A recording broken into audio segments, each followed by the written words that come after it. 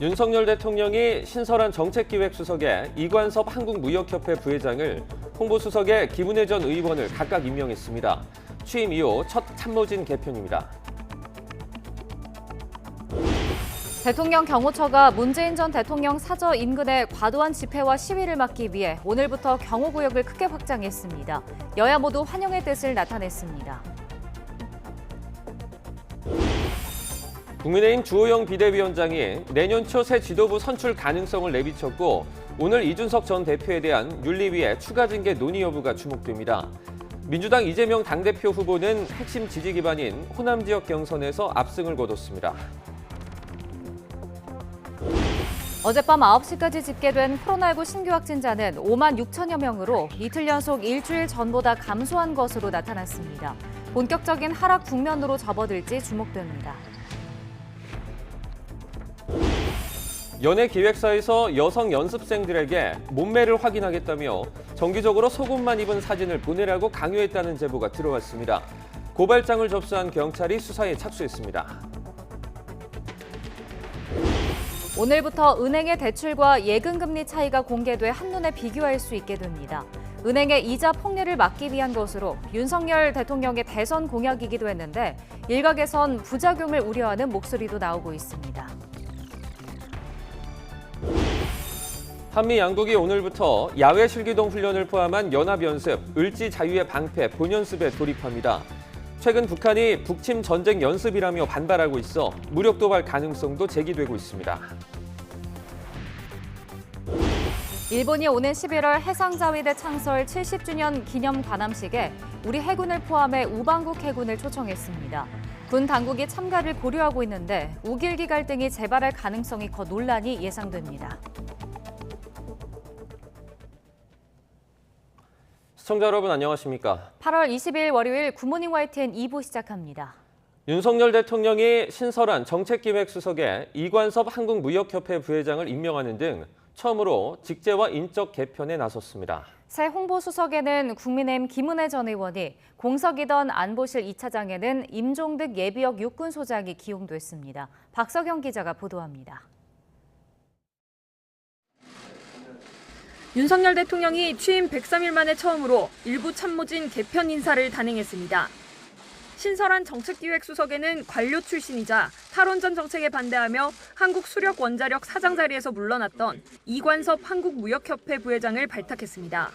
큰 나라에 어떤 결정을 하거나 작은 결정을 할 때도 작은 생선을 구울 때처럼 섬세하고 신중한 자세로 정책들을 돌봐보겠다는 그런 생각을 가지고 있습니다.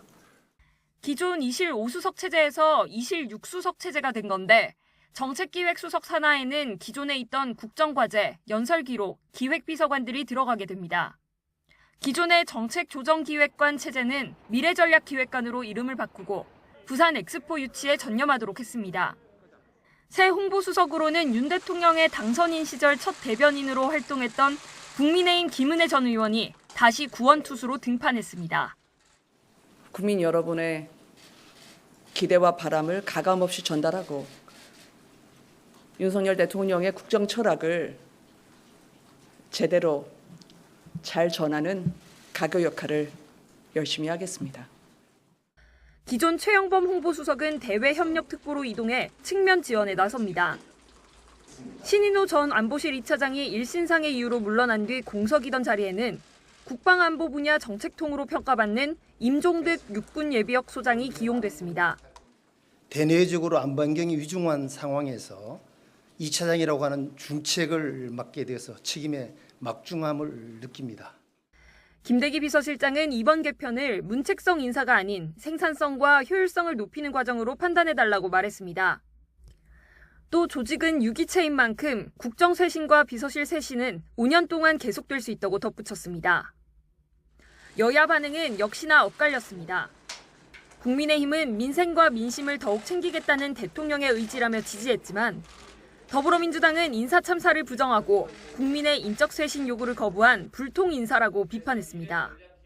첫 조직 개편으로 쇄신의 시동을 건 대통령실, 인사 난맥상, 일부 정책 혼선으로 지지율 위기를 맞은 가운데 국정 돌파구를 찾을 수 있을지 주목됩니다. YTN 박석영입니다. 대통령 경호처가 문재인 전 대통령 사저 인근 경호구역을 확장하기로 했습니다. 윤석열 대통령이 김진표 국회의장의 관련 건의를 받고 경호 강화 검토를 지시한 것으로 전해졌습니다. 보도에 한현희 기자입니다.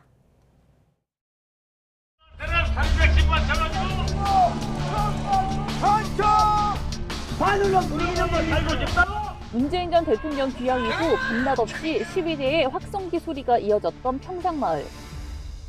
고음과 욕설 등 소음 피해뿐만 아니라 최근에는 시위자 한 명이 주변 사람을 커터칼로 협박했다 구속되는 일까지 벌어졌습니다.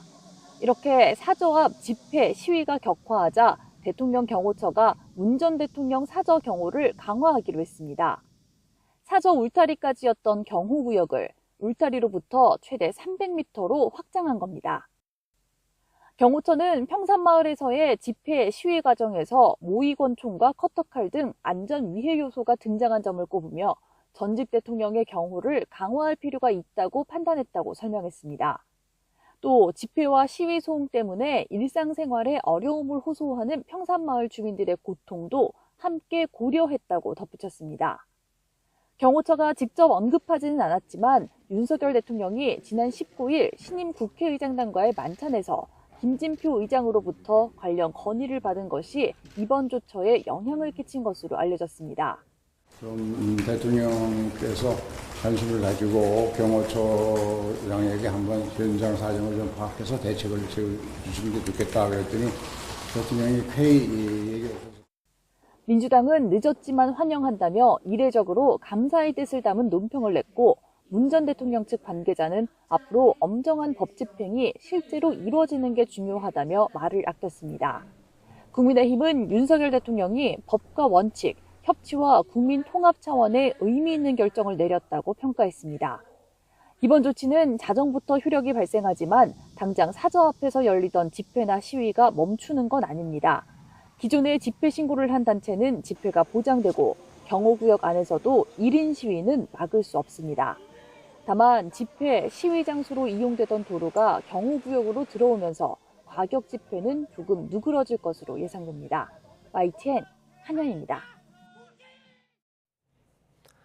비상대책위 체제로 전환한 국민의힘 내부에서 다음 전당대회 시기를 놓고 물밑 신경전이 이어지는 가운데 주호영 비대위원장이 새 대표 선출 시점으로 내년 1월 말이나 2월을 거론했습니다.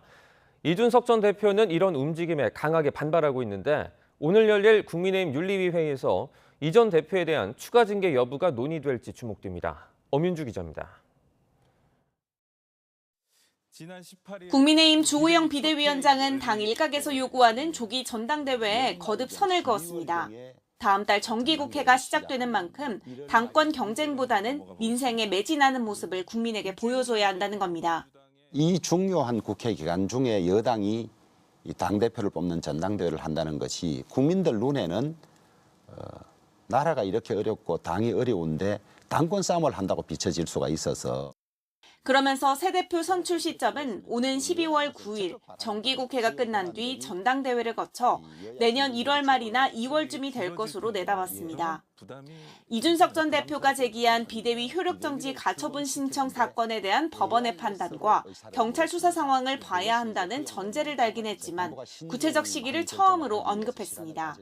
정기국회가 끝나고 나서 전당대회를 시작해야 하는 점에 대해서 많은 의원들이나 당원들이 공감을 하고 있기 때문에 연말경 12월경에 전당대회를 시작하면 1월 말이나 2월경에 아마 새 지도부가 뽑힐 겁니다. 차기 당권 주자들의 반응은 엇갈리는 분위기입니다. 당장 조기 전대를 주장하는 김기현 의원은 해를 넘기면서까지 당의 비상 상황을 지속시킨다면 국정 동력의 상실로 이어질 수 있다고 직격탄을 날렸습니다. 반면 아직 당내 기반을 쌓고 있는 안철수 의원은 정기국회 이후 전당대회를 치르는 걸 마다할 이유가 없다는 입장인 것으로 전해졌습니다. 전대 개최 시점을 둘러싼 당권 주자들의 이해관계가 엇갈리는 만큼 오는 25일에서 26일 열리는 국민의힘 의원 연찬회에서도 격론이 오갈 것으로 보입니다. 비대위 체제 자체에 반대하는 이준석 전 대표는 연일 윤석열 대통령과 당내 친윤 그룹을 쏘아붙이고 있습니다. 2030 세대를 중심으로 당원 가입을 독려하며 우호 세력 확장에도 주력하고 있습니다. 다른 사람을 모욕하거나 계파 갈등을 조장하는 당원은 엄정하게 심의하겠다는 당 윤리위의 경고에도 아랑곳하지 않고 공세 수위를 계속 높이는 겁니다. 이런 상황에서 국민의힘 중앙윤리위원회는 오늘 저녁 국회에서 회의를 엽니다. 최근 수해 현장 실언으로 물의를 빚은 김성환 의원에 대한 징계 절차 개시 여부가 우선 결정되는데 이 전 대표에 대한 추가 징계 사안이 논의될 가능성도 있습니다. 그럴 경우 앞서 확정된 당원권 정지 6개월보다 강한 징계가 검토될 수도 있어서 이 전 대표의 반발은 더욱 거세질 것으로 예상됩니다. YTN 엄윤주입니다.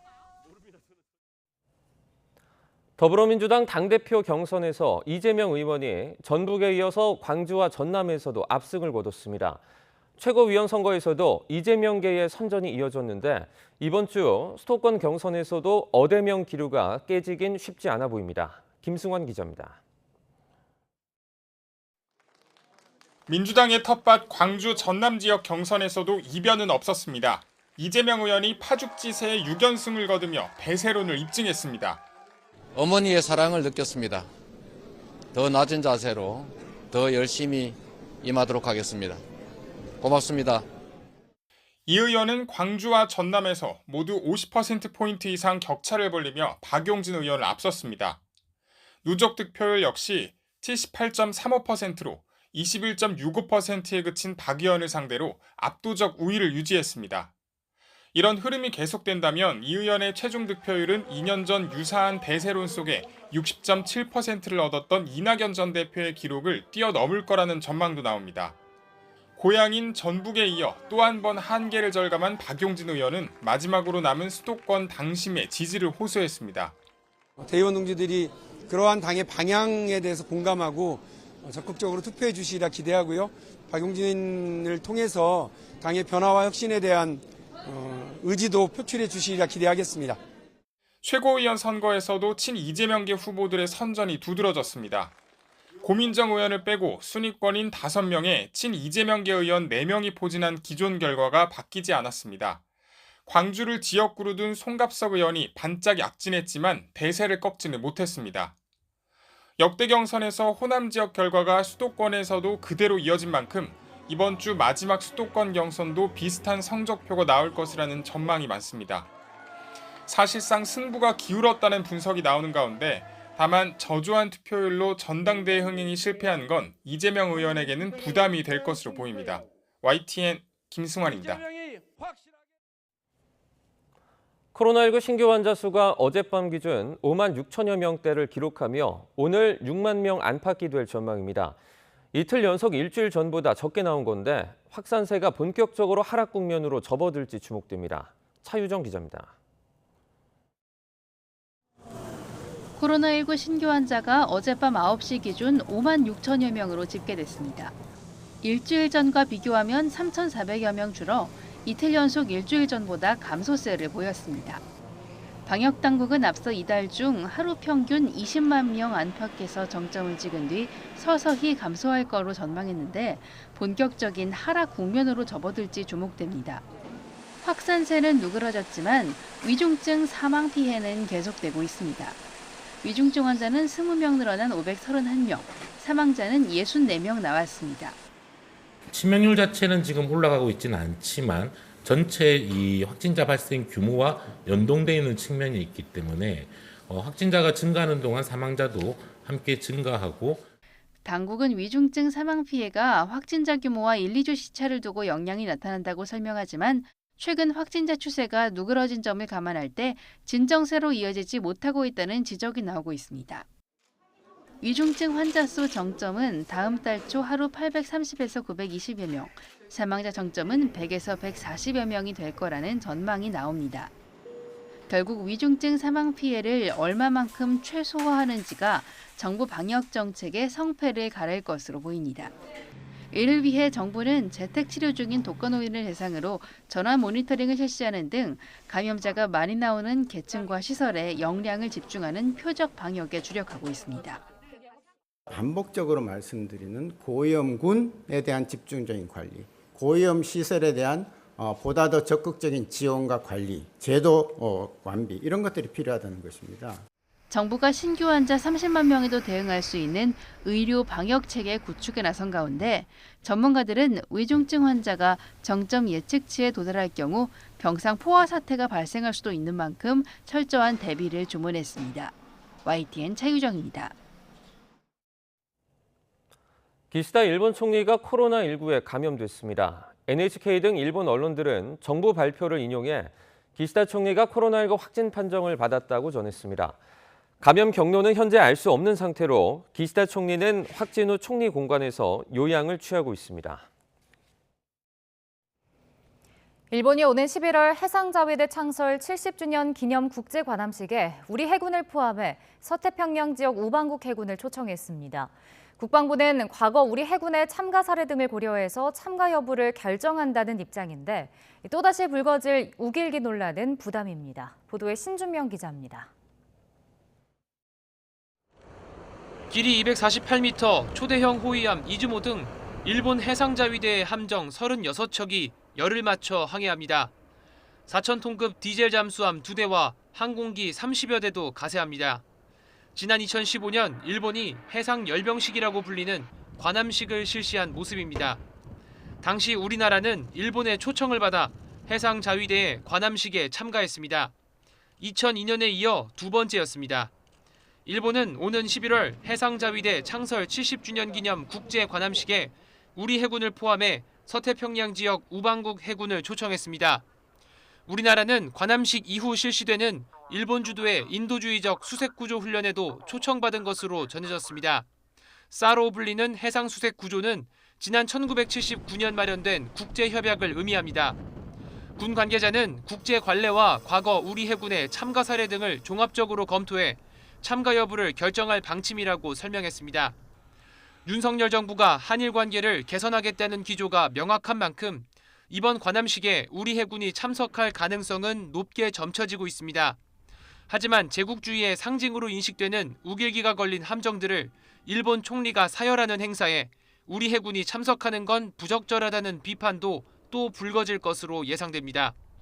앞서 지난 2018년 우리 해군이 제주에서 국제 관함식을 열었을 당시 일본이 우길기를 단 함정을 파견하겠다는 데 대해 국내 반대 여론이 거세졌고 일본은 결국 관함식에 불참하기도 했습니다. YTN 신준명입니다. 올해 후반기 한미 연합연습 을지 자유의 방패 UFS가 오늘부터 본 연습에 돌입합니다. 오는 26일까지 진행되는 연습 일부에서는 위기가 전면전으로 확대되는 상황을 가정해 한미 양국군이 전시체제로 전환한 뒤 북한의 공격을 격퇴하고 수도권을 방어하는 내용으로 훈련이 실시됩니다. 한미 군 당국은 연합연습이 방어적 차원이라고 강조하고 있지만 북한은 북침 전쟁 연습이라고 주장하며 반발해온 만큼 이번 연습 전후 북한이 미사일 발사 등 무력 도발에 나설 가능성도 제기됩니다. 이런 가운데 윤석열 대통령은 을지 국무회의를 직접 주재합니다. 윤 대통령은 오늘 용산 대통령실에서 을지 국무회의를 주재하고 실질적이고 내실 있는 연습을 당부할 것으로 보입니다. 앞서 윤 대통령은 지난 9일 국무회의에서도 을지 연습에 대해 지난 5년 동안 형식적으로 진행된 정부 연습을 정상화해야 한다고 말했습니다. 낸시 펠로시 미 하원의장의 타이완 방문 이후 미중 갈등이 고조된 가운데 지난주 상하원 의원단 추가 방문에 이어 이번엔 미국 주지사까지 타이완을 찾았습니다. 타이완 방문을 마친 뒤에는 우리나라에도 올 예정인데 중국의 반발이 예상됩니다. 워싱턴에서 권준기 특파원이 보도합니다. 타이완을 찾은 에릭 콜콤 인디애나주 주지사를 타이완 외교부 시우넨 북미국장이 공항에서 맞았습니다. 이번 달에만 미 주요 정치인의 세 번째 방문입니다. 타이완은 진심으로 환영한다는 뜻을 밝혔습니다. 코로나 이후 타이완을 찾은 첫 주지사로 기록된 홀콤은 나흘간 타이완에 머물며 차이잉원 총통과 면담하고 우자오시의 외교부장과 만찬도 할 예정입니다. 정치적으로 예민한 시기라는 점을 의식한 듯 홀콤 주지사는 자신의 트위터에 인디애나주에는 이번 방문지인 타이완과 한국 기업이 많다는 점을 내세우며 경제발전 출장이라는 점을 강조했습니다. 또 최근 발효된 반도체 산업 육성법에 따라 반도체 기업을 인디애나에 유치할 목적이 있다고 덧붙였습니다. 중국은 이번에도 군사훈련으로 대응했습니다. 홀콤 주지사 방문 직전 야간 전투 비행 훈련을 공개했습니다. 중국은 이달 초 펠로시 하원의장 방문과 지난주 미국 상하원 의원 방문 때 타이완 해협에서 고강도 군사 훈련을 벌이며 양안 간 긴장 수위를 높인 바 있습니다. 군사 훈련과 함께 더 이상의 미국 정치인 방문이 있어선 안 된다며 중국 정부와 국민의 강력한 결의와 능력을 과소평가하지 말라고 으름장도 놨습니다. 중국은 아직 공식 반응을 내놓진 않았습니다. 에릭 콜콤 주지사는 타이완 방문을 마친 뒤 2017년 이후 두 번째 우리나라를 찾아 정부 관계자와 기업인들을 만날 계획입니다. 워싱턴에서 YTN 권준규입니다. 연예 기획사에서 연습생들에게 정기적으로 속옷만 입은 사진을 보내라고 강요했다는 제보가 들어왔습니다. 몸매를 확인하겠다는 건데 연예인이 되기 위해 기획사에 잘 보여야 했던 연습생들에게는 큰 고통이었습니다. 이에 대해 경찰이 수사에 들어갔습니다. 황윤태 기자의 단독 보도입니다. 연예기획사 대표와 여성 연습생들이 나눈 모바일 메시지들입니다. 대표는 연습생들에게 매주 화요일 앞, 뒤 옆모습을 찍은 전신 사진을 요구합니다. 사진을 찍을 땐 속옷만 입으라고 강요합니다. 이어 허벅지와 허리, 팔뚝 둘레까지 재서 알려달라고 합니다. 이를 따르지 않으면 K-팝 아이돌이 쉽게 되는 게 아니라고 질책하는가 하면 간혹 2주 연속 같은 색깔 속옷 사진을 보내면 지난주 것이 아니냐고 따지기도 했습니다. 아이돌 가수를 꿈꾸며 우리나라에 온 대만 국적의 20대 A씨는 사진을 보내는 게 악몽과 같았습니다. 회사가 그런 사진 보내달라고 했는데 혹시 보내야 되나 이렇게 검황제 물어봤는데 이 정도는 좀 이상하지. 그래서 내가 안 보냈어요. 대표에게 보낸 사진들이 유출될까 늘 불안하고 두렵습니다. 걱정도 되죠. 사진을 찍으면 그 사람 보내면 그 사람은 어디서 쓰는지도 모르잖아요. 연예기획사 대표는 걸그룹 데뷔 준비 기간을 줄이기 위해 동의를 받고 진행한 것일 뿐 성적인 의도는 전혀 없었다고 말했습니다. 단시간 안에 각별과 효율을 살려서 데뷔를 시키자. 체형 관리나 체중 관리나 신체 사이즈 관리나 그런 거를 이 모델 라인 업계에서는 그 교본이 있더라고요. 고발장을 접수한 경찰이 본격적인 수사에 나섰습니다. 경찰은 지난달 연예기획사에서 대표의 핸드폰과 컴퓨터를 압수수색해 포렌식 분석하고 있습니다. 짧은 시간 안에 빠른 효과를 좀 얻으려는 부분에 집중을 하게 되고 이렇게 기획사에서 무리한 요구를 한다고 하더라도 따를 수밖에 없는 것 같아요. 세계적으로 사랑받는 K-팝, 그 이면에는 연습생들에 대한 인권 침해와 여러 불법 행위의 가능성이 존재합니다. YTN 황윤태입니다. 한국농어촌공사 연구 용역을 수행하던 30대 연구원이 야근 등 과로에 시달리다가 임신 6개월 반 만에 미수가를 낳았습니다. 임신부에 대한 야근 지시는 엄연한 불법이지만 업무 지시를 내린 한국농어촌공사 관계자와 연구소는 잘못이 없다며 발뺌하고 있습니다. 보도에 김다연 기자입니다. 충북 청주시에서 연구원으로 일하던 30대 A씨는 한국농어촌공사가 발주한 용역과제를 수행하며 공사 관계자와 소통 업무를 담당했습니다. 지난해 12월 아기를 가져 배가 점점 불러왔지만 프로젝트 마감 기간이 다가올수록 야근은 더 잦아졌고 업무 강도도 세졌습니다. 특히 지난 5월엔 자정 넘어 퇴근했는데도 공사 관계자로부터 다시 새벽에 출근하라는 지시를 받았습니다. 이거 어떻게 해요 그러면? 아유 안 돼요. 끝내놔야지. 미안해서 어떡하죠? A씨는 가까스로 업무를 대체할 사람을 찾아 새벽까지 연락을 주고받은 뒤 5시간 만인 아침 7시에 다시 출근했습니다. 하지만 갑작스럽게 배가 아파 퇴근 후 곧바로 병원을 찾았고 나흘 만에 미수가를 출산했습니다. 임신한 지 불과 6개월 반 만에 아이를 낳은 겁니다.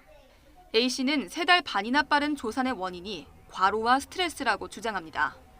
몸무게나 호흡, 수화 이런 게 다 지금 미숙한 상태이고 그리고 의사 선생님이 자폐나 그런 발달장애 이런 거를 말씀을 하셨는데 A씨가 일했던 연구소입니다. A씨는 임신 사실을 밝힌 지난해 12월부터 지난 5월까지 10여 차례 야근이나 휴일 근무를 했습니다. 잦은 야근 요구에 뱃속 아기가 걱정됐지만 임신을 핑계로 일을 안 하려는 것처럼 보일까 걱정돼 거부하지 못했다는 게 A씨 설명입니다. 말이 다 이제 주고받으니까 저에 대한 안 좋은 얘기가 나오거나 그럴 수가 있잖아요. 혹시라도 제가 둘째를 임신하거나 그랬을 때도 또 안 좋은 이익을 받을 수도 있고 그런 게 다 걱정이 되는 거죠. 연구 용역을 발주한 농어촌공사는 A씨가 임신부라는 사실을 알지 못했다며 당황스럽다는 반응입니다.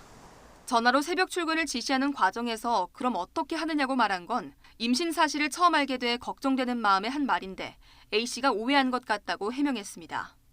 A씨가 속한 연구소 측도 잘못이 없다고 발뺌했습니다.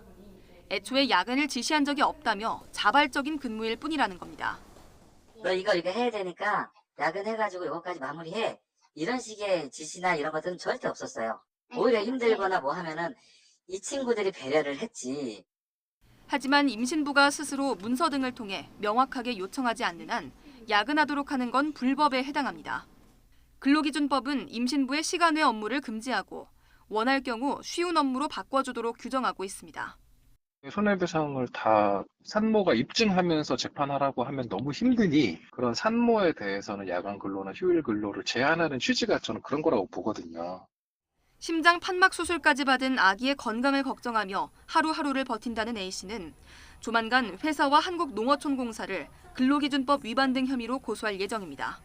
YTN 김다현입니다.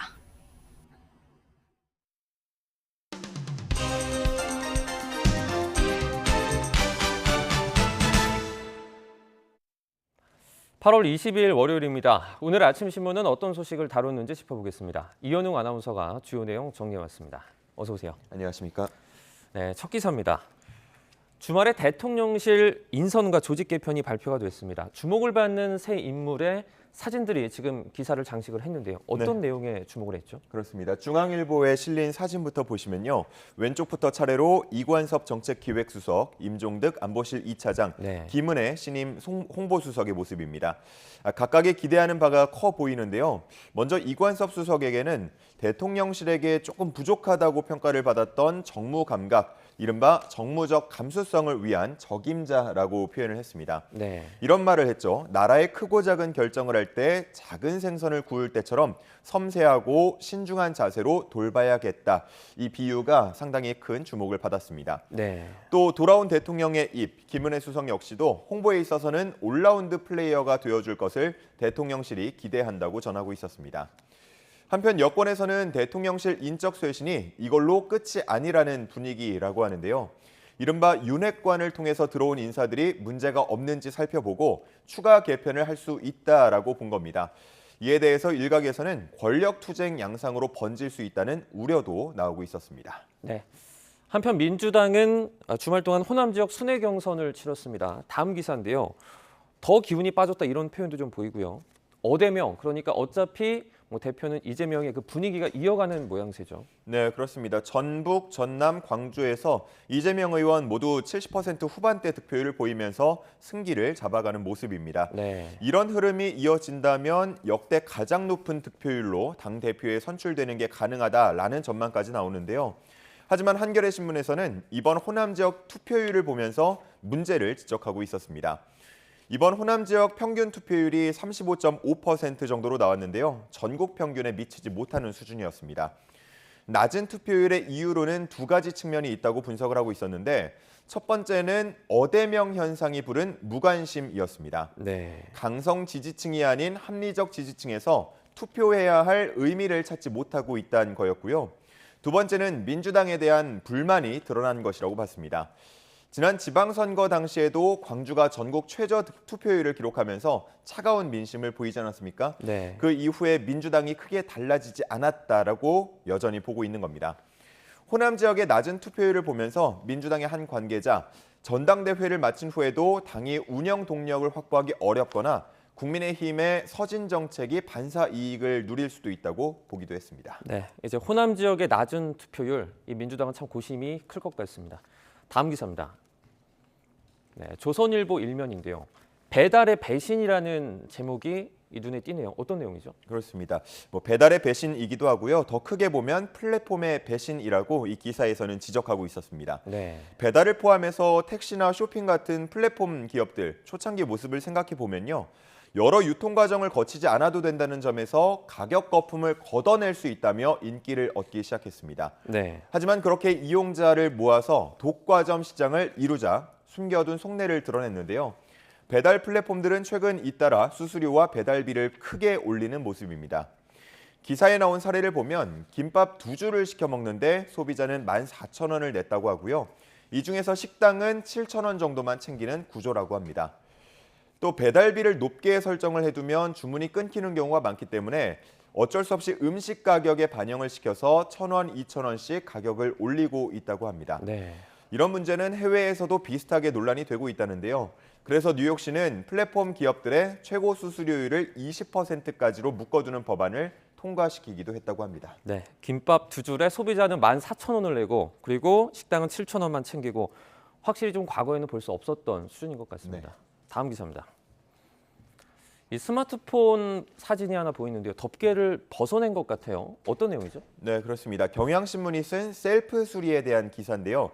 혹시 수리권이라는 말 들어보셨습니까? 들어보지 못했습니다. 네, 제조업체가 자사 서비스 센터만 이용하도록 해서 사실상 독점 구조를 갖추어서 비용이 점점 더 커질 수 있고 네. 또 수리보다는 새 제품 구매를 강요하는 식으로 이전에 사용하던 제품의 폐기가 늘고 있다는 지적과 함께 이 수리권이라는 게 나왔는데요. 네. 미국은 수리권에 따라서 삼성전자와 애플 등 업체들이 자가 수리를 할 수 있는 방법을 공개를 하고 또 정품 부품과 수리 설명서, 수리 도구를 판매 또는 제공하도록 하고 있습니다. 네. 하지만 배터리 하나를 갈기 위해서는 이 수리하고 재조립하는 과정 한 82단계 정도를 거쳐야 한다고 하는데요. 네. 일반 소비자분들이 직접 하기에는 다소 어려울 수도 있겠습니다. 그렇기 때문에 유럽에서는 수리 용이성을 반영하도록 하는 법안도 추진 중이라고 합니다. 아예 제품을 처음에 설계할 때부터 혼자 수리를 하기 쉽도록 구조를 짜도록 한다는 겁니다. 우리나라도 이와 관련해서 작년 11월 강은미 정의당 의원이 수리할 권리에 관한 법률을 발의했는데요. 크게 주목을 받지 못했고 여전히 계류 중인 상태입니다. 네, 다음 기사 보겠습니다. 이제 개학 시즌인데요. 좀처럼 떨어지지 않는 이 코로나 확산세에 이 신문은 현장의 반응들을 담았죠. 네, 그렇습니다. 동아일보 기사인데요. 전국의 초, 중, 고등학교의 약 80% 정도가 이번 주에 2학기 수업을 시작한다고 합니다. 학교들은 교육부 방침에 따라서 최대한 대면 수업을 할 방침인데요. 학부모들은 자녀를 학교에 보내도 걱정, 집에서 비대면 수업을 듣게 해도 걱정이라고 합니다. 네. 백신 접종률이 낮은 상황에서 학교에 가면 코로나에 걸릴까 걱정이 되면서도 학교에 직접 가지 않으면 수업 집중도가 떨어질 수 있기 때문에 역시나 걱정이란 겁니다. 또 맞벌이 가정의 경우에는 어린아이들을 조부모가 돌보는 경우도 많은데요. 아이가 학교에서 코로나를 걸려오면 고령층, 고위험군의 확산세가 이어질 가능성도 크다고 보고 있었습니다. 네. 현재로는 학생들은 개인 위생을 철저히 하고 또 학교 측은 공기청정기를 가동하거나 주기적으로 환기를 하는 것이 최선의 대책이라고 전문가들은 입을 모으고 있었습니다. 네, 다음 기사입니다. 경찰들이 정부 지원이 부족해서 사비로 체포 무수를 배우고 있다는 제목의 기사인데요. 좀 믿기지가 않습니다. 어떤 내용이죠? 네, 동아일보에 실린 기사 함께 보시겠습니다. 현장에서 치안력을 강화하기 위해서는 총기 보급 이런 것들도 중요하겠지만요. 역시나 가장 기본적으로 체포수를 기르는 것이 중요할 겁니다. 네. 현재 경찰청은 격월로 한 차례 2-3시간 정도 물리력 대응 훈련을 진행한다고 하는데요. 기존 1시간에서 2-3시간 정도로 조금 시간을 늘리긴 했지만 여전히 많은 수강생이 한꺼번에 듣다 보니까 1대1로 실습을 하기는 어려운 실정이라고 합니다. 네. 실질적인 도움이 되는가에 대한 지적이 나오는데요. 이에 부족한 부분을 채우기 위해서 일부 경찰들은 사비로 무술을 직접 배우고 있다고 합니다. 주짓수 혹은 유도 학원 같은 데를 가서 직접 배우는 건데요. 네. 전문가들은 체포술에 대한 교육과 또 테이저건 등 비살상 무기에 대한 훈련을 확충할 필요가 있다고 지속적으로 지적하고 있었습니다. 네, 마지막 기사 보겠습니다. 자, 자연의 인내심 바닥을 드러내다. 기후나 환경 관련 기사 같아요. 네, 바닥을 드러내다. 가뭄으로 인해서 수위가 점점 낮아지니까 네. 그야말로 바닥이 드러나고 있는데요. 한국일보에 실린 기사, 지금 사진들 여러 장 보이시죠? 왼쪽부터 하나씩 보도록 하겠습니다. 네. 가장 왼쪽에 있는 사진은 폭염을 앓고 있는 유럽의 상황인데요. 독일의 뒤셀도르프 지역입니다. 폭염과 가뭄이 이어지면서 강이 말라버렸고요. 지금 뒤쪽에 보시면 다리가 보이는데 그 다리 아래에 물은 하나도 없습니다. 그야말로 바닥을 드러냈고요. 지금 중앙에 나온 사진은 세르비아를 지나는 다뉴브 강의 모습인데요. 가뭄으로 인해서 수위가 점점 내려가서 100년 만에 가장 낮아졌다고 합니다. 그러다 보니까 2차 세계대전 때 침몰한 독일 군함 20여 척의 잔해가 이렇게 모습을 드러내기도 했다고 합니다. 가장 오른쪽 사진은 스페인의 한 저수지 모습인데요. 역시 수위가 내려가면서 그 아래 잠겨있던 고인돌이 모습을 드러낸 사진입니다. 이런 모습이 모두 이상기후 영향이라고 볼 수 있겠는데요. 각국은 다급하게 대응책 마련에 나서고 있습니다. 그중에 하나로 중국 후베이성 등에서는 요오드화 은을 담은 막대를 하늘로 쏘아 올리는 이른바 구름씨 뿌리기까지 하고 있다고 하는데 구름을 인위적으로 만들어서 비가 내리도록 하는 건데 양쯔강의 수위를 올리기 위한 시도입니다. 네, 오늘 굿모닝 브리핑은 여기까지 듣겠습니다. 고맙습니다. 감사합니다.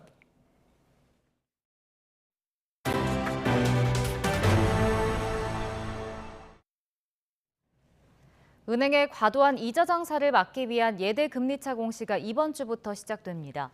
금융당국은 금리 정보 공시제도 개선 방안에 따라 오늘부터 은행연합회 홈페이지에 은행별 예대 금리차를 공시합니다. 예대 금리차는 평균 대출금리에서 저축성 수신금리를 뺀 값으로 전달 신규 취급액을 기준으로 매달 공시가 이뤄질 예정입니다.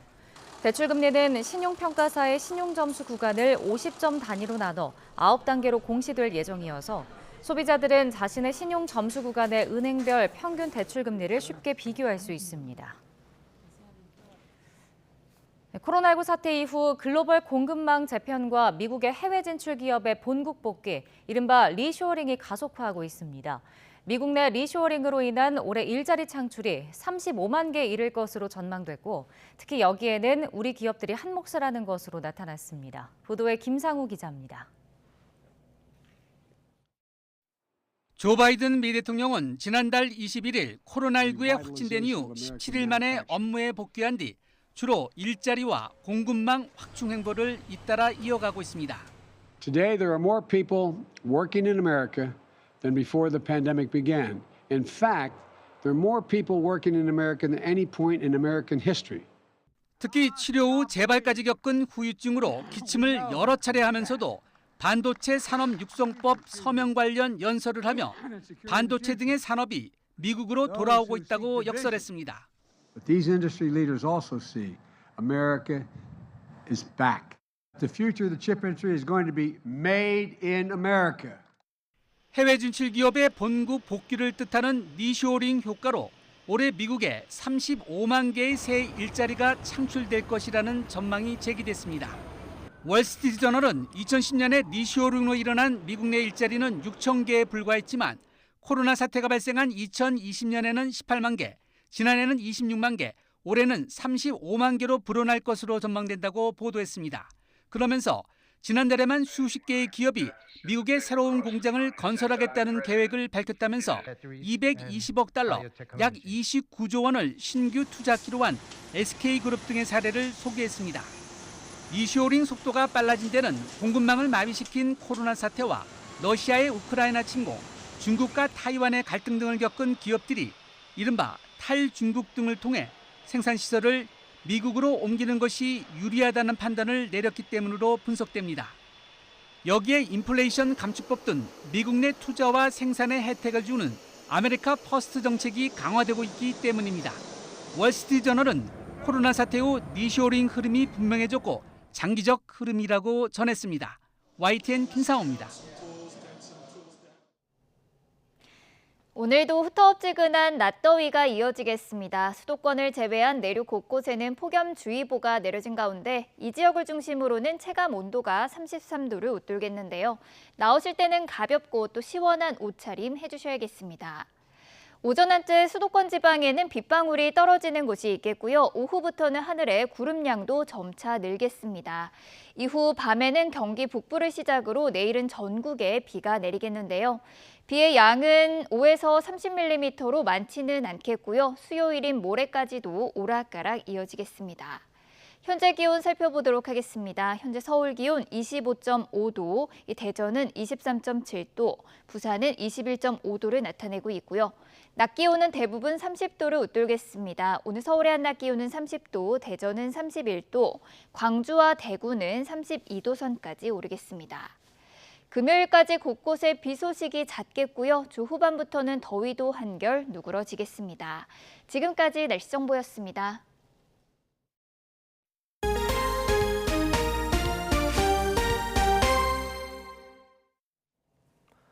김진표 국회의장의 건의를 받아들인 윤석열 대통령의 지시에 따라 대통령 경호처가 문재인 전 대통령의 경남 양산 평산마을 사저 경호구역을 확장하기로 했습니다. 대통령 경호처는 사저 울타리까지였던 기존 경호구역이 오늘 0시부터 최장 300m까지로 확대된다고 밝혔습니다. 경호처는 집회 시위 과정에서 모의군총과 커터칼 등 안전 위해 요소가 등장해 경호를 강화할 필요가 있다고 판단했다고 설명했습니다.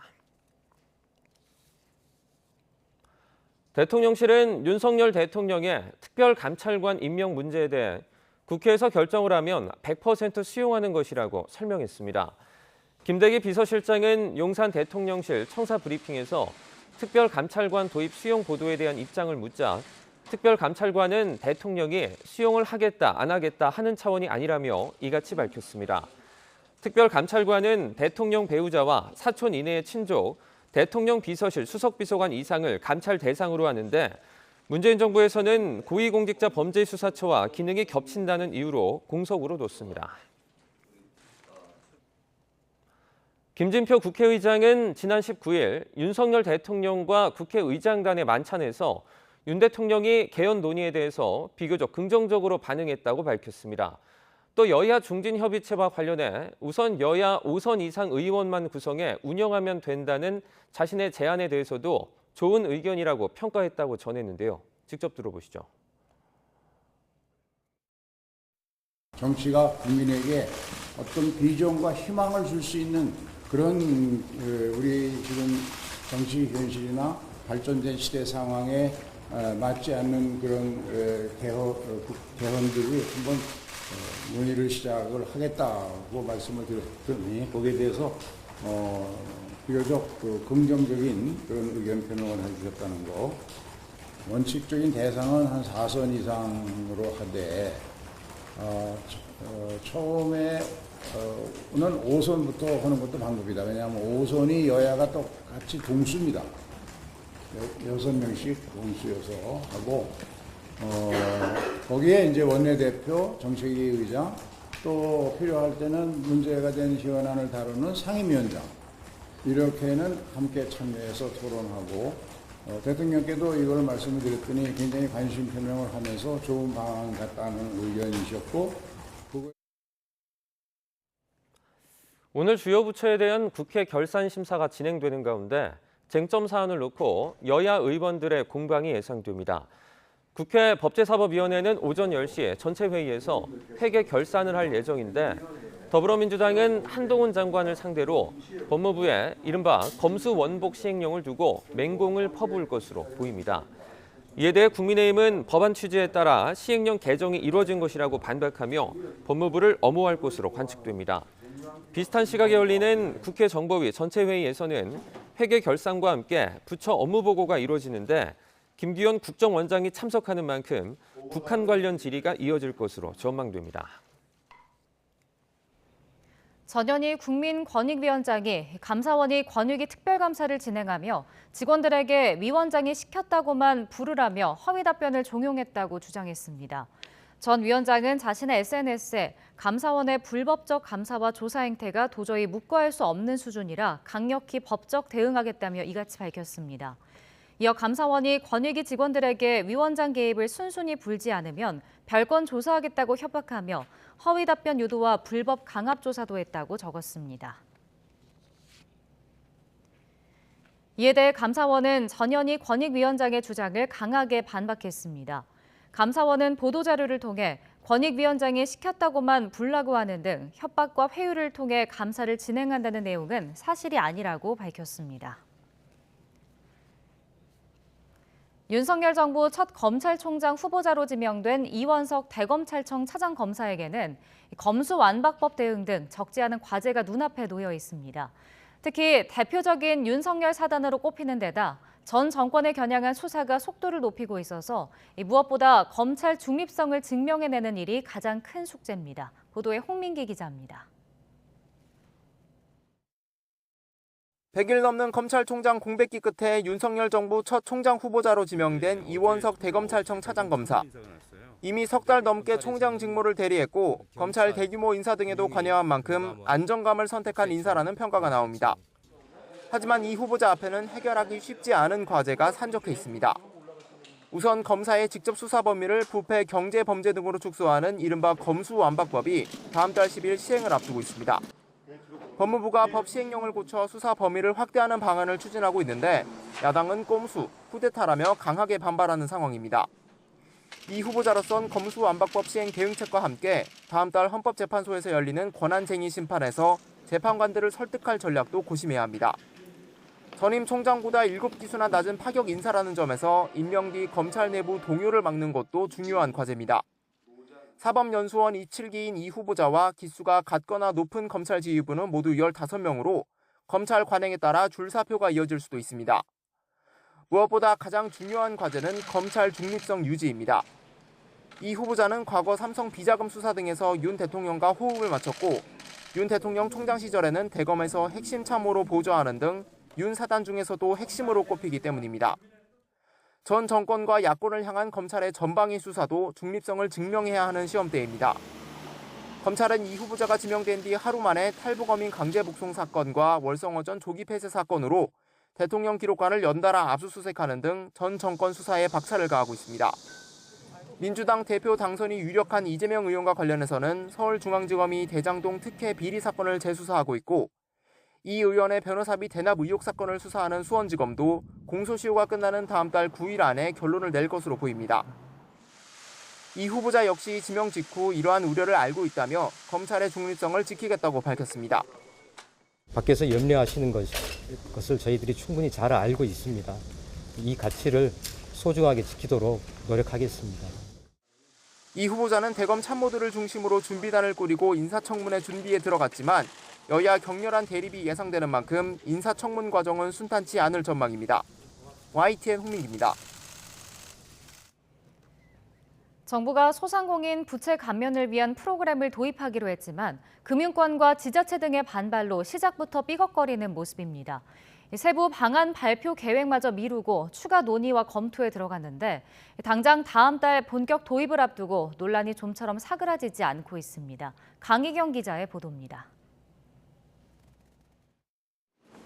윤석열 대통령 취임 직후 금융위원회는 코로나19 피해 소상공인들의 채무 조정을 위한 정책을 발표했습니다.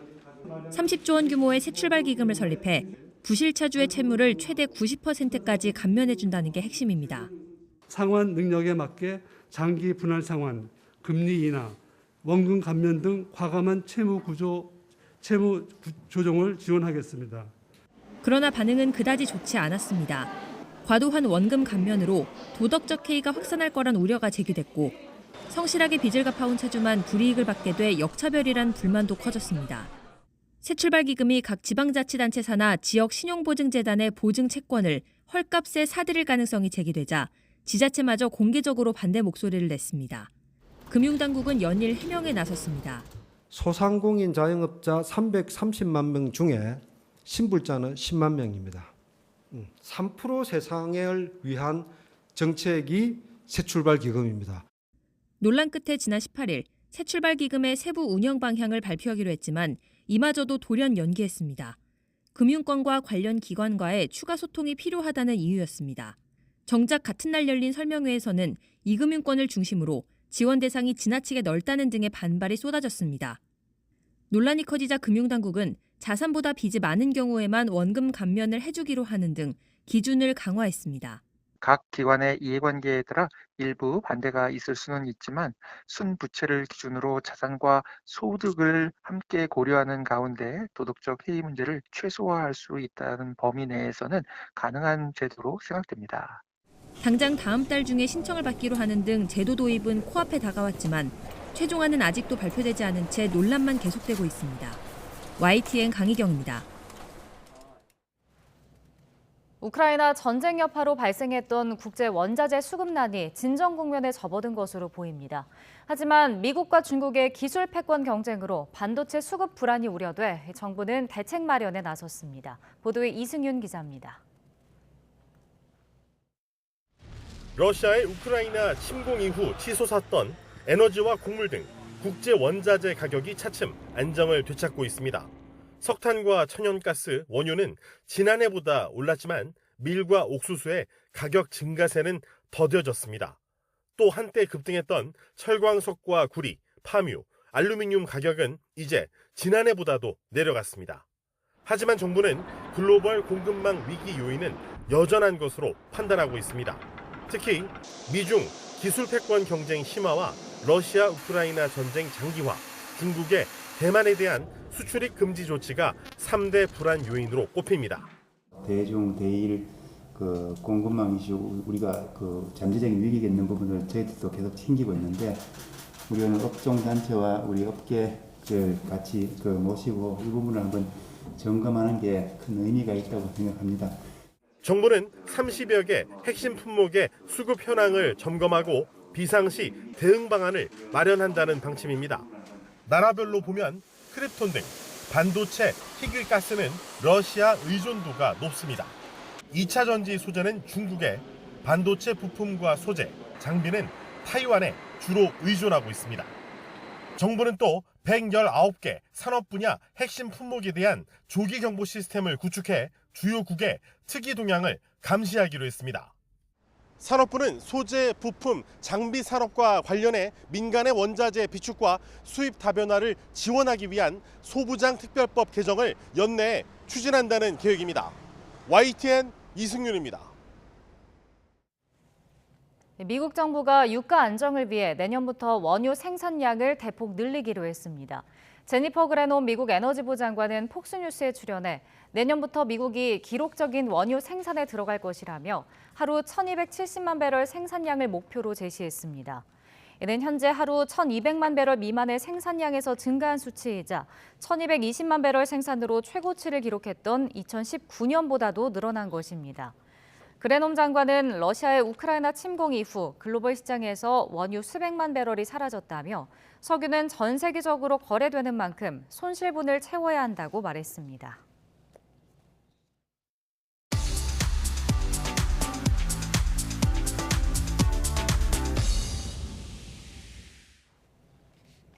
경제 소식을 빠르게 전달해드립니다. 네, 오늘 굿모닝 경제는 이인철 참 좋은 경제연구소장과 함께하겠습니다. 소장님 어서 오세요. 어서 오세요.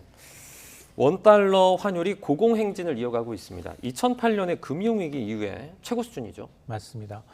이제 한번 오른 이 환율이 좀처럼 떨어지지 않으면서 이 고환율이 장기화, 고착화되는 게 아니냐라는 우려를 낳고 있습니다. 네. 이 사실은 1,300원이 어떤 이제 마지노선으로 작용했는데 오히려 하단으로 작용하고 있는 양상인데요. 하반기 들어서는 1,300원 아래로 내려온 날이 불과 며칠 안 될 정도로 손에 꼽을 정도로 지금 고환율이 장기화되고 있는데 가장 큰 이유는 미국이 계속해서 고물가를 잡기 위해서 40여 년 만에 최악의 인플레이션을 잡기 위해서 일부 피크아웃, 물가 정점 기대감도 있지만 그럼에도 불구하고 물가가 진정될 때까지는 긴축 기조를 유지하겠다라고 이제 밝히고 있습니다. 또 여기에다가 달러만 오직 강세예요. 이 주요국 예를 든다면 유로화라든가 엔화, 위화나 모두 약세입니다. 네. 전 세계 통화 가치가 모두 약세이다 보니까 원화 가치 역시 하락세를 보이고 있는데 이런 걸 단적으로 볼 수 있는 게 이제 달러 가치의 어떤 달러 가치 상대의 어떤 바로미터가 되는 6개국, 주요 6개국과 달러와의 가치를 비교한 달러 인덱스를 보게 되면 지금 108을 넘어섰는데요. 이 108을 넘어선 게 지금 20년 만에 최고치에 근접하고 있기 때문에 우리도 지금 이 글로벌 금융위기 이후 2008년 이후 원달러 환율이 지금 14년 만에 최고치를 기록을 하고 있습니다. 네. 그런가 하면 이번 주에 주요국 중앙은행 총재들이 모이는 잭슨홀 미팅이 열려서 여기서 또 어떤 발언이 나올지 주목이 되고 있는데요. 어떤 언급들이 나올까요? 맞습니다. 지금 미국이 과연 9월을 시작으로 해서 남아있는 3번의 FOMC 회의에서 과연 금리 인상 폭과 속도를 어떻게 가져갈 것이냐가 투자가들의 가장 큰 관심사입니다. 네. 그래서 이번 주입니다. 이번 주말 25일부터 27일 사이에서 열리는 잭슨홀 미팅에 관심이 커지고 있는데요.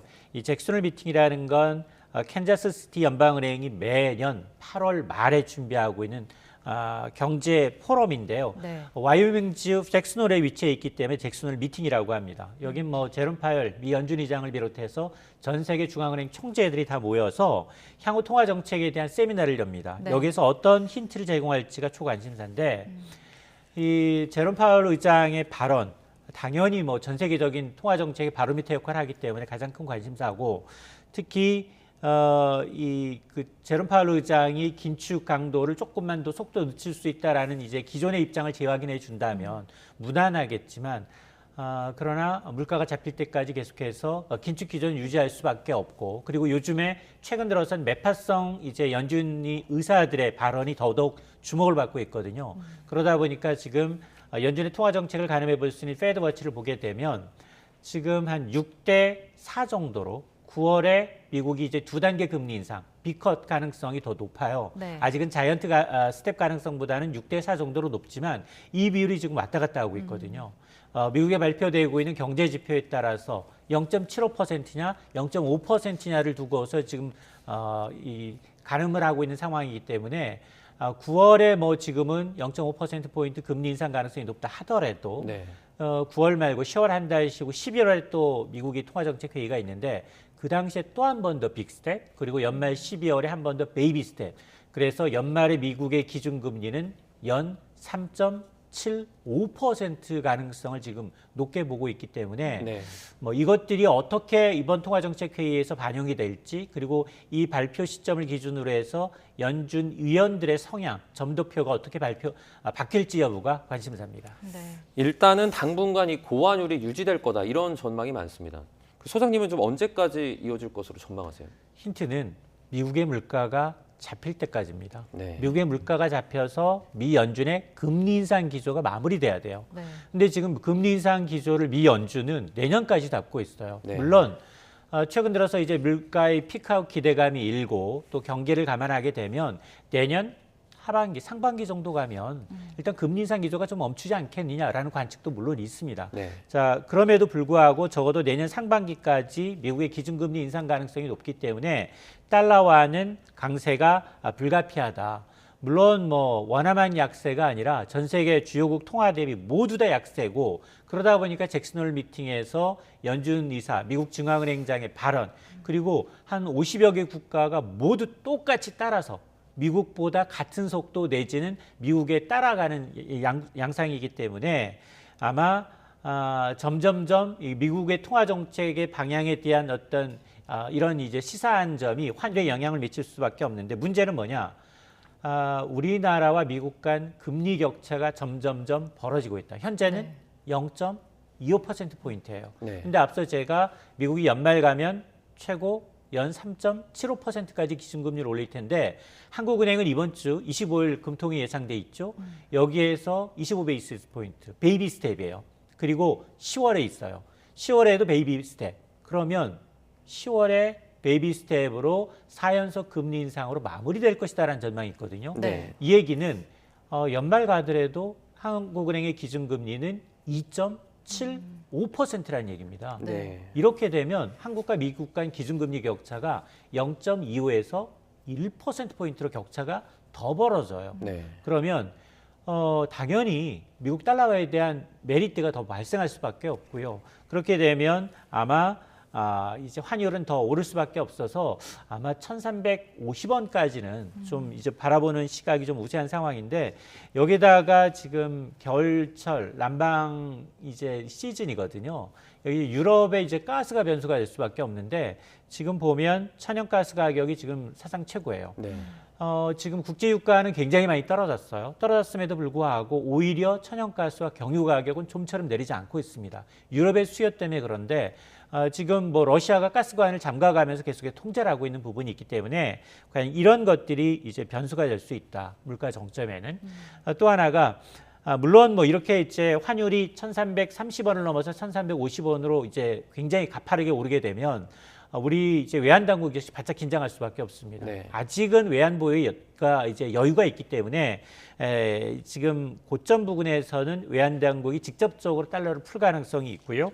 그리고 또 하나가 이제 경기가 이렇게 미국이 공격적으로 금리를 올리게 되면 경기 침체에 비해서 오히려 이제 양호한 경제 흐름, 경제 지표들이 소비 지표나 고용 지표가 좀 좋아지는 것들이 있기 때문에 이런 걸 근거로 해서 달러는 약세로 그리고 이제 원화 가치나 세계 각국 통화가 좀 강세로 갈 가능성도 있기 때문에 네. 이런 것들은 변수가 될 수 있습니다. 네. 알겠습니다.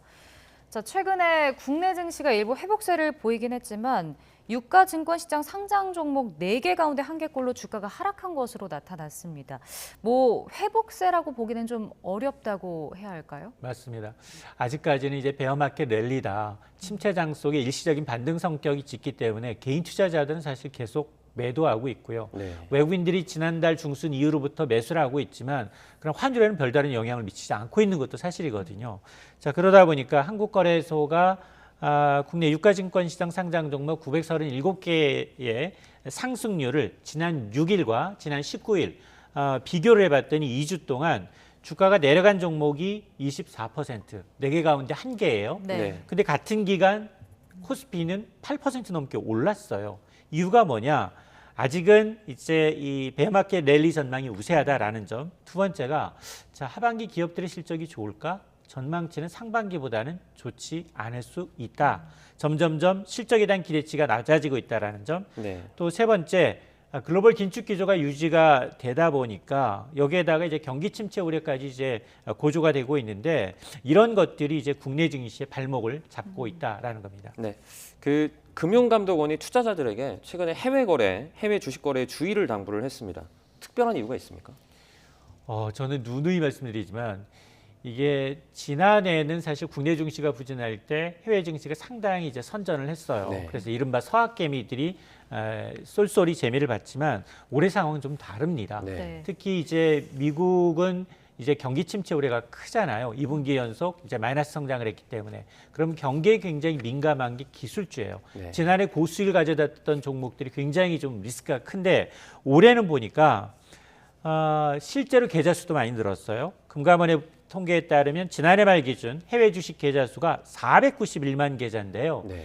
2년 만에 6배가 늘었습니다. 네. 이러다 보니까 매도 종목은 거의 뭐 10배 가까이 급증하고 있는 상황인데 한국예탁결제원에 따르면 서학개미들 도대체 어떤 종목에 투자를 하고 있느냐? 다 IT주들이에요. 테슬라, 애플, 이제 엔비디아 같은 나스닥 대형 기술주들인데 대부분 많이 빠졌습니다. 네. 특히 중요한 건 뭐냐? 여기 가운데에서도 이제 3배 레버리지를 추종하는 가격 변동성이 굉장히 큰 상품의 투자 비중이 높아지고 있다는 건데요. 실제로 올해 상반기 개인 투자자들이 순매수한 10개 종목 가운데 3개 종목이 3배 이제 레버리지형 ETF였습니다. 네. 이 얘기는 뭐냐?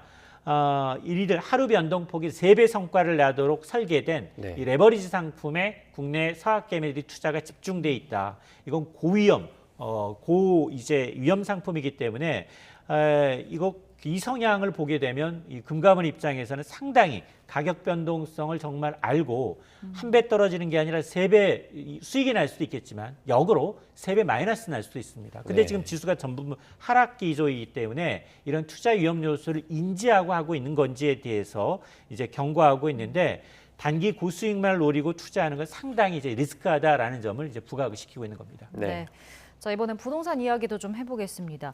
정부가 일산, 분당 등 1기 신도시 재정비 계획을 2024년까지 수립하겠다고 밝혔는데 좀 반발도 있었고요. 이 발표 이후에 이 지역 아파트 값이 조금 하락을 했다고요. 맞습니다. 사실은 이제 부동산이 전반적으로 다 하락기인 건 맞지만 그러나 지난 16일 정부가 이제 첫 부동산 로드맵을 발표하면서 270만 호를 이제 향후 5년 동안 공급하겠다라고 했는데 이 가운데 분당 일산과 같은 1기 신도시 이 로드맵이 어떻게 나올까였는데 네. 결론은 뭐냐? 2024년에 종합계획을 수립하겠다라는 겁니다. 네. 이게 공약과는 좀 일정이 당초 좀 지연된 게 아니냐라는 이제 우려 때문에 일기 신도시 주민들의 반발도 컸고요. 네. 실제로 이 발표 시점에 부동산 1, 2, 4 시세를 보니까 일기 신도시 아파트 가격이 보합권에서 떨어졌어요. 네. 자, 이런 걸 감안하게 되면 이런 당초 계획했던 것보다 시기가 좀 늦어졌다라는 것들이 이제 영향을 미친 게 아니냐라고 하니까 이례적으로 뭐 대통령실 지금 뭐 그리고 이제 국토부 장관까지 나서서 해명을 하고 있습니다. 원희룡 장관이 이거예요. 일기 신도시 재정비와 관련해서 공약 파기 주장이 나오고 있는데 이건 아니다. 네. 이것은 거짓말이고 무책임한 선동이다라는 겁니다. 일기 신도시 규모가 한 30만 호 규모거든요. 네. 그러다 보니까 이 30만 호 규모를 통상 이제 도시 계획을 다시 세우는데 한 5년 정도 걸리는데 이걸 1년 반 정도로 최대한 단축시킨 건데도 불구하고 여기에는 뭐 특별법 제정이라든가 이주 대책이라든가 굉장히 세밀한 대책이 들어가기 때문에 네. 상당한 시일이 소요될 수밖에 없는데 단지 2024년 종합 로드맵을 발표한다, 수립하겠다라는 이제 말만을 갖고서 공약 파기라고 주장하는 것은 잘못된 정보다라고 이제 해명을 하고 있는 상황입니다. 네. 그리고 오늘부터죠. 예대금리차 공시가 시작이 됩니다. 은행의 과도한 어떤 이자 수익을 막겠다 이런 건데요. 효과가 있을까요? 결론부터 얘기하면 효과가 저는 그리 크지 않을 것이라고 봐요. 네. 왜 그렇습니까? 왜냐하면 사실은 그 반세기 만에 최악의 인플레이션에도 불구하고 가장 신난 곳 두 곳을 꼽으라면 은행과 정유사예요. 네. 은행은 땅 짚고 이자 장사한다라는 내기가 나올 정도로 실적이 좋습니다. 지난해에는 실적 너무 좋아서 은행 임원들, 직원들 성과급 잔치했고요. 네. 올해도 상반기에만 국내 은행들이 이자 장사를 26조 원 넘게 벌었습니다. 지난해보다도 4조 원 넘게 더 벌어졌는데 가장 큰 이유가 예대 마진 차였어요. 네. 예금 이자는 찔끔, 대출 이자는 껑충이었습니다. 실제로 지금 6월 말 기준 예대 마진 차를 봤더니 2.4%포인트가 차이가 납니다. 네. 이게 지난 2014년 이후 7년 8개월 만에 가장 높습니다. 사실 대출자들 불만이 높아지니까 금융당국이 예대 마진 공시 주기를 단축을 했어요. 그동안은 영업 비밀이라는 이유로 분기마다 석 달에 한 번씩 예대 마진 차를 공개해 왔는데 그걸 한 달에 한 번씩 은행연합회 홈페이지를 통해서 공시를 해야 합니다. 그게 바로 오늘부터인데 그리고 또 하나 공시 기준도 그동안 은행 자체적인 신용 등급으로 두리뭉실하게 하지 말고 신용 점수로 점수 기반으로 해라라고 해서 신용평가사가 매기고 있는 신용 점수로 바뀝니다. 네. 자 그러면 앞서서 예대 마진차 공개하면 매달 공개하면 과연 대출이자 줄어드느냐? 저는 꼼수가 난무할 가능성이 있다. 왜냐하면 그 이전에도 금감원장이 이자 장사한다는 비판 나오니까 어떻게 했느냐. 네. 변동형 주담대 대출은 소폭 내리고 네. 그리고 신용대출은 올렸어요. 네. 그것도 나중에 알려졌어요. 자 그러다 보니까 사실 그 은행들은 이렇게 특히나 이제 개인의 신용도에 따라서 이런 대출 금리가 산정돼 있는 만큼 단순히 어떤 비교하는 방식으로 은행들 입장에서 가장 돈 벌기 쉬운 이자 장사를 포기할 이유가 없다. 그래서 꼼수 2가 등장할 수 있는 만큼 소비자들이 눈 똑바로 뜨고 정말로 이거를 이제 모니터링하고요. 금리 인하권 적극적으로 요구해야 합니다. 네. 근데 예대 금리 차를 줄이기 위해서 뭐 은행들이 수신금리 인상하면 결국은 대출 금리가 더 올라갈 수밖에 없을 것 같은데 그럼 뭐 저소득층한테 더 부담이 되는 거 아닌가요? 맞습니다. 합리적으로 은행이 대출 금리를 올릴 수 있는 방안이 이거예요. 네. 왜냐하면 저는 개인적으로 이게 더 큰 걱정인데요. 사실은 뭐 예대금리차 줄이기 위해서 수신금리 이제 인상하겠다라고 하면 소비자 입장에서는 좋죠. 근데 문제는 뭐냐? 수신금리를 올리면 변동형 대출금리의 기준이 되는 코픽스 금리가 올라요. 네. 코픽스 금리는 매달 15일에 발표가 되는데 네. 시중은행 8개 은행의 수신, 예를 들어서 예금 적금 금리, 은행채 금리, 실제로 수신 금리를 바탕으로 하고 이게 올라가면 당연히 변동금리 대출은 올라갑니다. 이러다 보니까 예적금 금리 인상이라는 게 변동금리 대출자들한테는 오히려 이제 부작용이 나타날 수도 있다라는 거고 그리고 또 하나는 이런 위험을 피하기 위해서 신용도가 좋은 1등급 이제 신용 점수가 좋은 사람들한테만 고신용자한테만 몰아주게 되면 당연히 예대 마진차는 줄어들어요. 네. 그러니까 그런 걸 하기 위해서는 저신용자 대출 문턱은 더 높여버리는 거죠. 이런 부작용 저신용자 대출이 더 어려워지거나 대출 한도를 줄일 수도 있기 때문에 이 역시 이제 모니터링이 필요한 부분입니다. 네. 지금 전기차 보조금 관련 문제도 정말 큰 이슈입니다. 박진 외교부 장관이 지난 19일에 토니 블링컨 국무장관과 전화통화에서 전기차 보조금 지원 대상에서 한국산 차량을 제외한 것을 좀 문제를 삼았다고 하는데요. 이게 뭐 바뀔 가능성이 있습니까? 전 개인적으로 바뀔 가능성 크지 않다라고 보는데요. 네. 사실 바이든 대통령이 지난 5월에 방한했을 때 현대차가 거의 뭐 100억 달러, 14조 원 가까운 미국 대미 투자를 발표했어요. 네. 땡큐를 연발했습니다. 네. 그러다 전기차로 이렇게 뒤통수를 받는 느낌인데요. 네. 사실 그 인플레이션 감축 법안 서명되면서 자국에서 만들어라, 그리고 내년부터는 일정 부분 배터리 원재 소재까지 따지겠다는 겁니다. 네. 이러다 보니까 전기차가 지금 그 현대차의 경우에는 미국에서 테슬라 이후에 2위예요. 네. 잘 나가고 있는데 급 브레이크가 걸렸습니다. 현대차는 지금은 한국에서 만들어서 미국에서 판매를 하고 있는데 지금 2025년 완공을 목표로 미국에서 전기차 공장 짓고 있어요. 3년이 문제라는 겁니다. 네. 그럼 그 3년 동안 미국 소비자 입장에서는 현대 전기차 품질 좋다라고 계속 얘기가 나오고 있는데 다른 차에 비해서 최대 1,000만 원 더 내야 돼요. 네. 누가 사겠습니까? 가격 경쟁력이 안 되는데. 자, 그러다 보니 지금 박진 외교부 장관이 토니 블링컨 미국 국무부 장관한테 전화해서 이 문제를 제기했다라고 하는데 미국이 수용 가능성이 굉장히 낮다고 보는 이유는 뭐냐? 미국이 11월 중간선거 앞두고 있어요. 네. 그리고 미국도 민주당, 공화당이 굉장히 이게 이구동성으로 이게 법안을 통과시켰어요. 그렇기 때문에 우리가 뭐 한미 FTA 그리고 WTO 규범 위반 소지를 지적하고 있는데 구속력도 굉장히 없고요. 네. 시간도 오래 걸리는 싸움입니다. 그러면 역으로는 이런 얘기도 있어요. 아니 우리도 그러면 지금 국내에서는 보면 테슬라 전부 보조금 받고 있거든요. 네. 그러면 중국산하고 미국산 수입 차별하자라는 얘기가 나오고 있는데 이것도 지금 다윗과 골리앗의 싸움입니다. 네. 현실화되기 상당히 어렵고요. 저는 개인적으로 이제 중국에 대한 의존도도 낮춰야 되지만 미국에 대한 의존도도 낮출 필요가 있다. 네. 이게 치포 동맹, 배터리 동맹 요구하고 있지만 미국에다 공장 짓고 처음에는 인센티브를 주지만 결국 다 잡아놓은 물고기는 관리 안 하거든요. 여기 인건비 우리보다 비싸고요. 네. 생산성 거의 비슷해요. 그렇기 때문에 선진 기술 뺏고 팽당할 수 있다라는 점 교훈으로 좀 알았으면 좋겠습니다. 네. 네. 이제 뭐 한국은 속된 말로 이 전기차 보조금 봉이다 이런 말까지 좀 나오고 있습니다. 근데 우리도 사실 수입차하고 국내산 차별화할 수 있으면 좋은데 네. 이게 사실은 우리는 그쪽에 더 많은 차를 팔아야 해요. 네. 우리가 그쪽 차를 사주는 것보다 우리가 더 많은 차를 팔아야 되기 때문에 단순 논리로 우리가 이제 이 정책을 펼 수는 참 없는 게 참 안타깝습니다. 네, 참 쉽지 않은 문제인데 저희가 좀 더 지켜보도록 하겠습니다. 월요일 아침 굿모닝 경제는 여기까지 듣겠습니다. 지금까지 이인철 소장과 함께했습니다. 고맙습니다. 고맙습니다.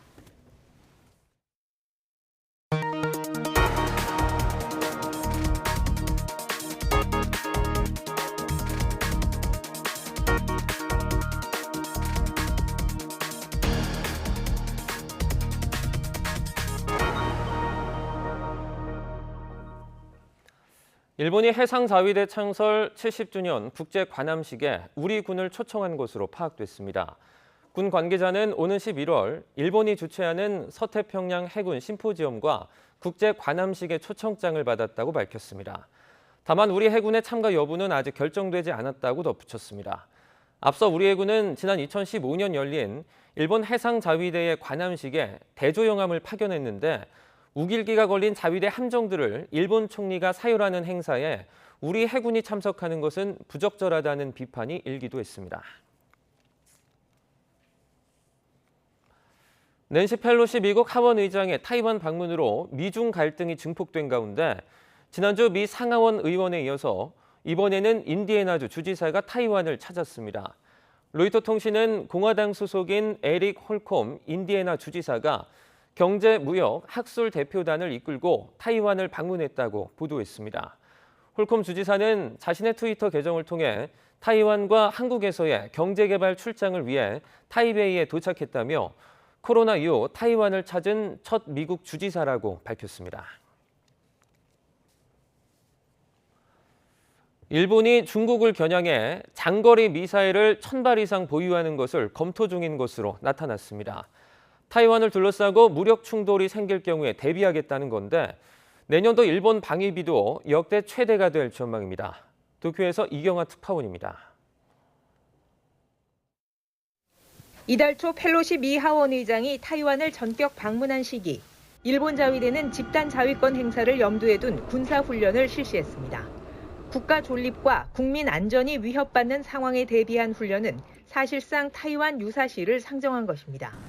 중국과 타이완의 무력 충돌이 벌어지면 오키나와 남쪽 난세 제도까지 불똥이 튈 수 있기 때문입니다.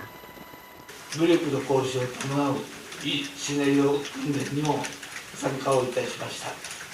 存立危機事態の認定を行うといった前提の事実動訓練に初めて参加をした。 요미우리 신문은 일본 정부가 장거리 미사일을 1000발 이상 보유하는 방안을 검토하고 있다고 전했습니다. 일본을 사정권으로 한 중국 미사일이 2000발을 넘는 것으로 추정되는 가운데 전력 격차를 줄이기 위한 것입니다. 사거리도 중국과 북한까지 닿는 1000km로 확대하는 것을 추진하고 있습니다. 방위성은 역대 최대인 약 54조 원의 내년 예산과 별개로 미사일 개발 예산을 추가한다는 계획입니다.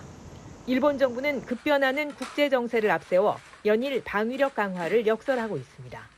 必要となる防衛力の内容の検討、そのための予算規模の把握、財源の確保を一体的かつ強力に進めていきます。 타이완 주변 군사훈련 계획을 주요 7개국 G7이 비난하자 중국은 예정했던 일본과의 외교장관 회담을 취소했습니다. 최근 양국 안보수장도 만났지만 입장 차이만 확인했습니다.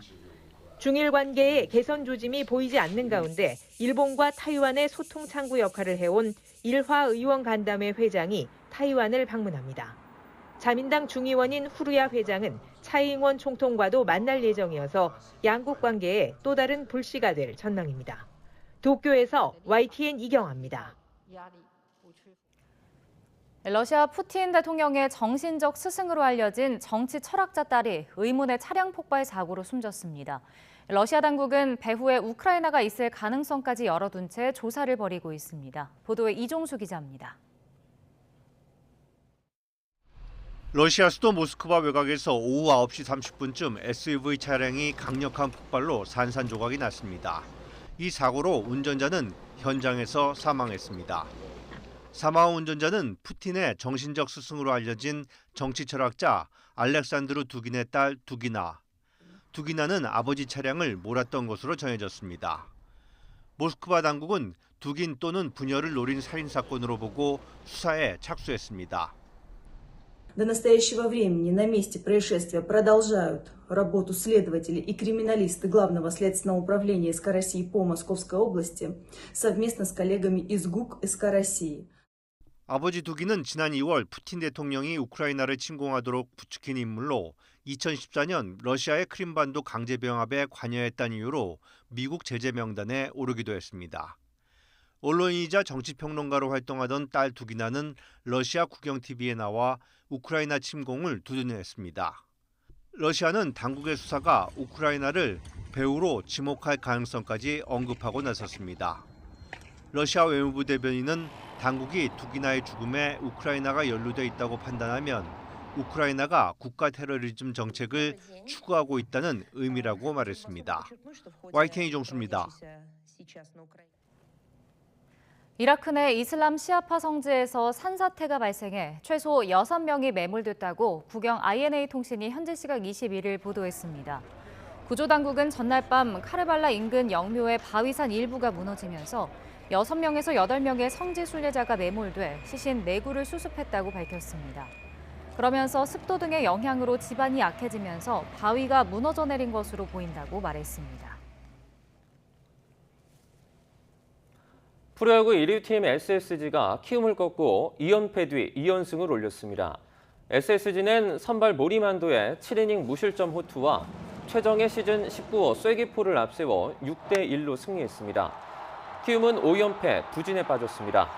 3회까지 몸에 맞는 공 3개를 던진 한화를 상대로 벤치 클리어링까지 가는 신경전을 펼친 롯데는 이대호의 3안타 3타점 활약 속에 6대1로 승리했습니다.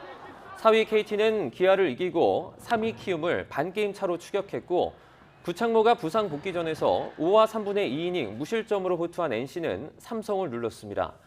두산은 곽빈과 정철원의 호투로 LG에 4대2로 승리했습니다. 프로축구 FC 서울이 일류첸코의 연속골로 성남FC를 눌렀습니다. 서울은 후반 28분과 37분 터진 일류첸코의 멀티골로 2대0 승리를 거두어 순위가 7위로 한 계단 상승했습니다. 울산은 김천의 선제골을 내줬지만 마틴 아담이 연속골을 뽑아내 2대1로 역전승했습니다. 국내 최대 모터스포츠 대회 CJ 대한통운 슈퍼레이스 챔피언십 후반기 첫 레이스에서 조항우가 우승을 차지했습니다. 조항우는 강원 인제스피디움에서 열린 5라운드 삼성화재 6000 클래스에서 24바퀴를 가장 빠른 39분 59초 146에 주파했습니다. 종합 챔피언에 도전하는 김재현은 2위를 차지해 시즌 드라이버 순위 선두로 뛰어올랐습니다. YTN과 한국외국어대학교가 공동 주최한 13회 중학생 영어 토론 대회에서 앰비션 팀과 에이펙스 팀이 우승을 차지했습니다. 앰비션 팀은 46개 팀이 참가한 국제리그에서 에이펙스 팀은 19개 팀이 참가한 국내 리그에서 우승했습니다. 이번 대회는 20일부터 이틀 동안 치러졌는데 코로나19 재확산에 대응해 온라인 줌 화상회의 방식으로 진행됐습니다. 월요일인 오늘도 낮더위는 여전하겠습니다. 강원과 충청이나 곳곳으로 폭염주의보가 내려진 가운데 30도를 웃도는 더위가 이어지겠는데요. 오늘 서울 낮 기온은 30도로 어제보다는 조금 낮겠지만 예년보다 후텁지근하겠고요. 대구는 32도까지 오르는 등 남부지방은 어제보다 더 덥겠습니다. 외출하실 때 옷차림 시원하게 해주시기 바랍니다. 오늘 낮 동안 하늘에는 구름만 다소 지나다가 밤부터 북쪽에서 다가오는 비구름의 영향을 받겠습니다. 오늘 밤 경기 북부를 시작으로 내일은 전국 곳곳에 비가 내리겠는데요. 예상되는 비의 양은 5에서 30mm로 많지는 않겠고요. 수도권의 비는 내일 새벽에 대부분 그치겠고 남부지방만 모레 오전까지 비가 오락가락 이어질 것으로 보입니다. 밤사이 수도권을 중심으로 열대야가 나타났습니다. 현재 서울 기온은 25.7도를 나타내고 있고요. 그 밖의 지역은 대구가 20.3도까지 내려가는 등 비교적 선선합니다. 낮 동안에는 기온이 크게 올라서 대부분 30도를 웃돌겠습니다. 서울 30도, 대전 31도, 광주와 대구는 32도로 예상됩니다. 금요일까지 충청 이남을 중심으로 비 소식이 잦겠고요. 모레부터는 기온이 다소 내려가면서 더위도 점차 누그러질 전망입니다. 오늘 아침까지 중부와 호남 내륙을 중심으로 안개가 짙게 끼는 곳이 있겠습니다. 출근길 교통안전에 각별히 유의를 해주시기 바랍니다. 지금까지 상암동 야외 스튜디오에서 YTN 홍나실입니다. 월요일 아침 굿모닝 YTN은 여기까지입니다. 잠시 후 뉴스라이더가 방송됩니다. 시청해주신 여러분 고맙습니다.